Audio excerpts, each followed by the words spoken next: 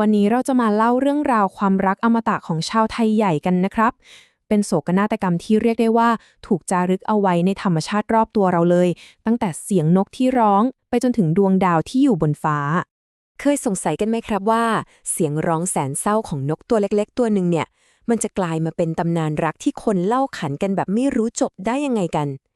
วันนี้เราจะมาหาคำตอบกันครับผ่านเรื่องราวของนกต้องหล่อ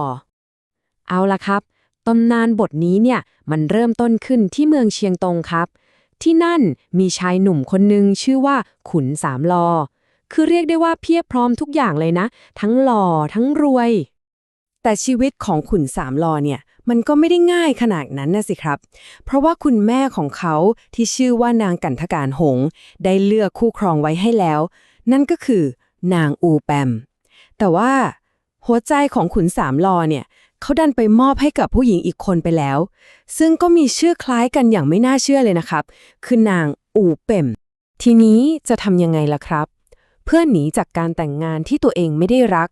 ขุนสามลอกก็เลยตัดสินใจเดินทางไปค้าขายที่เมืองกึ๋งแทน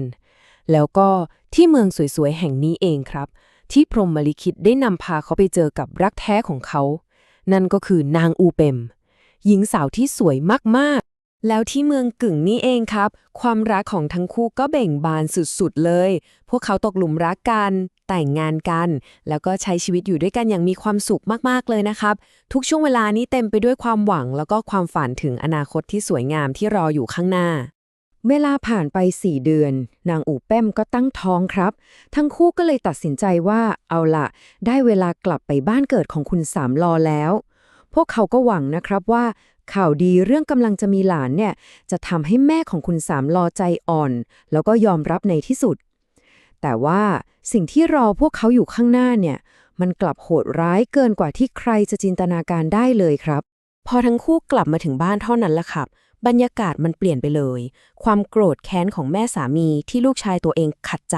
ไปแต่งงานกับผู้หญิงคนอื่นเนี่ยโอ้โหมันรุนแรงเกินกว่าที่ใครจะคาดคิดเลยครับ แล้วนี่ก็คือแผนการอันโหดเหี้ยมที่นางกันทการยงวางเอาไว้ครับ คือนางรอจังหวะที่ขุนสามลอไม่อยู่ แล้วก็ทำทีเป็นชวนนางอุเปิมไปเล่นน้ำที่ท่าน้ำด้วยกัน แต่จริงๆแล้วเนี่ยนางแอบเอาของมีคมไปซ่อนไว้ใต้บันไดที่แกล้งทำให้มันพังๆไว้ก่อนแล้ว พอจังหวะที่นางอุเปิมก้าวพลาด เธอก็ล้มลงไปในกับดักนั้นทันทีเลยครับ จนต้องสูญเสียลูกในท้องไป นางอูเป่มตอนนั้นเนี่ยรู้ทันทีเลยว่านี่มันไม่ใช่อุบัติเหตุ ด้วยหัวใจที่มันแหลกสลายไปหมดแล้ว เธอก็เลยแบกร่างที่บอบช้ำของตัวเองหนีกลับบ้านเกิดไป พร้อมกับร่างของลูกน้อยที่ไม่มีวิญญาณแล้ว เธอเดินทางไปจนถึงตอไม้แห่งหนึ่ง แล้วก็วางร่างของลูกน้อยลง พร้อมกับกล่าวคำอธิษฐานออกมาทั้งน้ำตาว่า ไม่ว่าพ่อของเจ้าจะอยู่ที่ไหน ลูกจงไปตามหาพ่อของเจ้าเถิด แล้วสิ่งที่ไม่น่าเชื่อก็เกิดขึ้นครับ ร่างของทารกน้อยได้กลายร่างเป็นนกตัวหนึ่ง บินขึ้นไปบนฟ้าแล้วก็ส่งเสียงร้องว่าต้องรอต้องรอชาวไทยใหญ่ก็เลยเรียกนกชนิดนี้ว่านกต้องรอครับซึ่งเชื่อกันว่าเป็นเสียงร้องของวิญญาณลูกน้อยที่กำลังเรียกหาขุนสามลอผู้เป็นพ่อนั่นเองแต่เรื่องมันยังไม่จบแค่นั้นนะสิครับโศกนาฏกรรมมันยังคงดำเนินต่อไปพอนางอู่เป้มกลับไปถึงบ้านเกิดเธอก็สิ้นใจไปเพราะความเสียใจนี่แหละครับส่วนขุนสามลอพอได้กลับมาแล้วรู้ความจริงทั้งหมดก็ทนรับความสูญเสียไม่ไหวเหมือนกันเขาเลยใช้ดาบปลิดชีวิตตัวเองเพื่อตามคนรักไปคิดว่าเรื่องจะจบแล้วใช่ไหมครับยังครับเพราะแม้แต่ความตายก็ยังหยุดความอาฆาตของแม่สามีไม่ได้เลยแล้วมันก็ยังส่งผลไปถึงชะตากรรมของพวกเขาทั้งคู่แม้ในโลกหน้าด้วยและทั้งหมดเนี่ยแหละครับคือสิ่งที่ทำให้ตำนานเรื่องนี้มันยังคงอยู่กับชาวไทยใหญ่มาจนถึงทุกวันนี้คือในพิธีศพเนี่ยนางกันทการยงได้เอาไม้ไผ่3 ปล้องไปวางกั้นไว้กลางหลุมศพเพื่อไม่ให้ทั้งสองคนได้อยู่ด้วยกันอีก